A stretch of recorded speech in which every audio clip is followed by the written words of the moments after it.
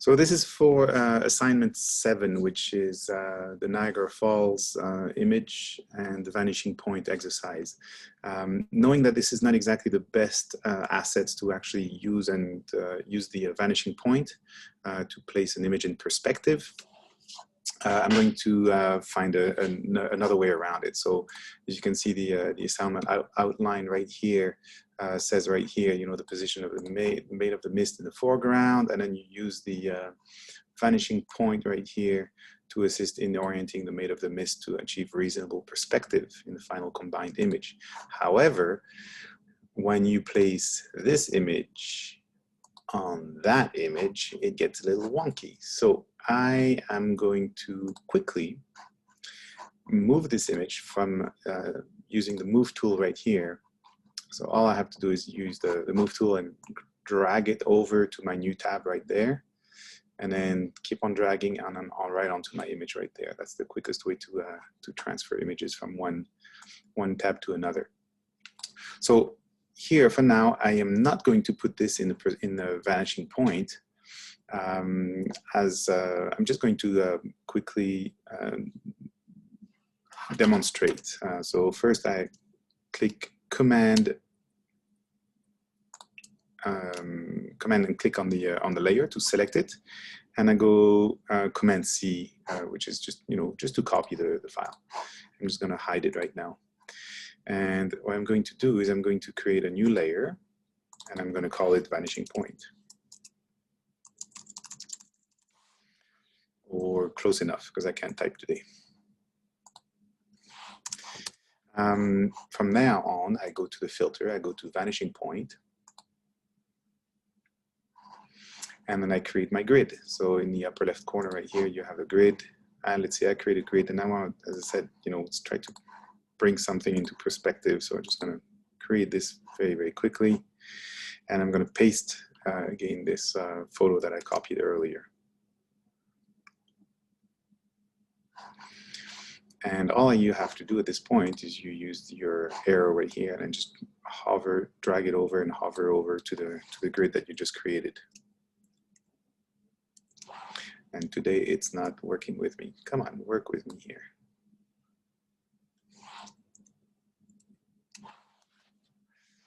This filter is a bit of a RAM pig, and right now it is not working with me at all. Love it. So much for a demonstration if nothing's working. So here I can move my grid. Here I can move my image. Technically, I should be able to move this image. Oh my goodness, seriously. Not working. That is a great demonstration, I tell you that. Okay, I'm going to reuse it, so it might be a little easier. So I'm going to reuse it about this big. I'm going to copy that back into my vanishing point filter. Let's try that again, shall we? Vanishing point. Again, I create my grid with my upper left tool right here. And the grid does not have to be pretty at the beginning. It can be modified. There it is. Now I can paste that image in there, hover over. Ah, there it is. Now it snaps to it. And you see, like, it just makes a mess out of this image, right? It just doesn't perspectivize the image properly because it makes no sense to have a flat pane on the image like this. So I'm going to cancel that. So the way around it is keep this image as is pretty much, and then we'll scale it later. But what you can do here quickly, we can, number one, we can improve the image. So I've just did a quick adjustment layer here for exposure, makes it a little brighter, and a vibrance as well to make it a little more colorful. What I've done quickly is I've typed Maid of the Mist right here, and I want to put that in the perspective instead. So I'm going to show my character palette right there, and I'm going to change things a little bit. So first of all, I'm going to make this a little bigger. So I'm just going to, you can just use your your scrubber kind of thing on the side right there, right beside the letter, right there, to make it a little bigger. And select that and make this one a little bigger. You know, might as well play a little bit with type right off the bat. So we're going to select that line, bring it up, bring the leading up, and then same thing with this one right here. Just going to do that very quickly right here. It's not pretty. It doesn't have to be. This is for demonstration. What I'm going to do again is I'm going to go Command and click on my Made of the Mist right there. Then my text to make a selection of it. Copy that, deselect, and hide it. Right. Go back into my vanishing point. So basically, I just copied the content. Basically, go back to my vanishing point, and then at this point, now I can go and then set up my vanishing point in a funky way. So here I'm going to create a flat area right here to create a perspective grid of the water itself, and I'm going to paste whatever. I didn't copy. Great. Let's go back again. My God, this demonstration is a disaster. Copy that again.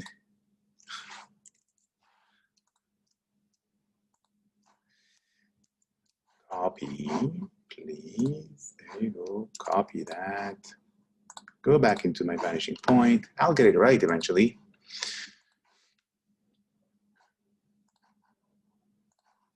Create my grid one more time. If that doesn't work, I'm gonna have to quit. There it is. Made of the Mist. I paste in that, and then now I'm just gonna drag it over and hover over my grid. And this is what it does. I have to zoom in and out to do a preview of it because it messes it up. What I want to do is I want to bring it right at the edge right here. About right here. And just for those of you that are unfamiliar, this is Photoshop assignment 7. So it's a little ways probably. Oh yeah, it's this is just a redo because the original one was just not that great. Yeah. So I'm pretty happy with that. So it puts things in perspective and it's pretty funky, and I'm click OK. So there it is. Now this layer right here has, of course, an opacity and a blending mode, which is right beside it. So I can find a blending mode that looks a little bit, you know, still readable, but a little bit funky. Because I want to see a little bit of the rocks shining through. Hard light is not bad. That's a little too much. Linear light. Linear light is just the right amount of intensity. And I can just, you know, change that, or even change the fill as well, which might be, change the opacity a little bit. So at this point I have, you know, this is my original text, so I can hide it. And then I have my boat that I want to add. So you can tell it's quite big compared to the one in the background right there. So I'm just going to scale it down, you know, make sure I have the right layer selected, and then I'm just going to scale it down to proportionally, approximately, yeah, about this much. And I want to put it right here. What I want to do is I want to bring it actually above that. Again, select my, again, command and click on my vanishing point layer, which has that text in perspective. And I'm just going to create a mask in my boat layer. Like so. Oops, the other way around, sorry. Gotta invert my selection and then create my perspective right there. So now it's kind of like, you know, I want it to be kind of on top of, right? So, and you know, I'm just going to play around with this layer a little bit. Kind of pick a brush quickly, soft round. That's the size of it. It's pretty big, but I'm just going to just brush things around quickly in my mask, using only black to really block off the water right here. I'm going to reduce the size of my brush using the square brackets. So the left bracket shrinks it, the right bracket makes it bigger. That's kind of the idea. I'm making it really, really rough, really, really quick. Now I want to switch over and then paint it with white. And here I'm going to reveal the boat. So it was just, I just wanted to, you know, have the boat kind of pretend to be on top of, right? And you can zoom in and again, switch over to your black fill instead. And just blend it in as much as possible. So it looks like it's in front. It's terrible. It's like, it's so rough. It's really, really ugly. But you know what? It's just for fun. At this point I have this, and I made another layer. It's not finished, right? But and I have also this text right here that I typed right there in an awful looking type, which is quite cheesy. It's called Blue Spirits. It looks like it's from 1971. And then I have this flag of the Canadian flag on top of that. So all you do is you select your Canadian flag, you right click on your layer right there, and you create a clipping mask, which will put the image inside the text right here. And you can just, you know, with your move tool, move it around until you have it in the right spot. And you can also increase it, such as, you know, trying something a little funky right there. Now the type is not the most beautiful thing on the planet either. So you can, you know, select it again, and then with your scrubber right here, show your type palette right here, your character palette. Change the leading right there. I added a bunch of spaces behind the word Niagara, so the Niagara is kind of stepped off on the left-hand side. And then I can move it around like so. I want a little contrast in the letters. They're not exactly, it's not exactly the best image for that. You know, and I want to create just it'll work. You could show them how to do a drop shadow. Yeah, and you can very light drop shadow would make it stand out a bit more. Yeah, you can create another mask right there, and then by changing the size of my brush again and my opacity, let's say to about 15 or so, I'm just gonna, you know, brush it slightly so it looks like it's in the mist. How fancy is that? You can also, as Lindsay mentioned, you can put like, you know, like drop shadows and effects on your text, etc. So all you have to do is make sure that you're in your type layer, go into stylize layer, stylize layer style right here, drop shadow, and then change your opacity to your liking, the angle of it, how far do you want it, how big you want it, the size of it, etc., etc. And you can pick a color as well. This is a dark one. This is dark brownish kind of color, but you can pick a color from your image just by moving your cursor, your eyedropper onto your image.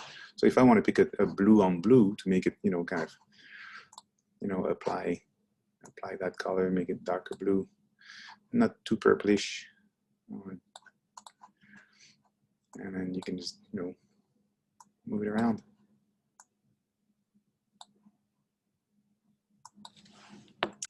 Degree.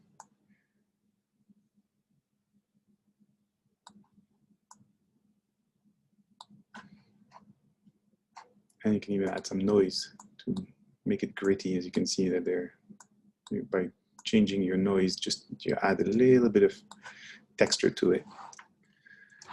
And it looks like it's part of the image. Looks like it's always been there.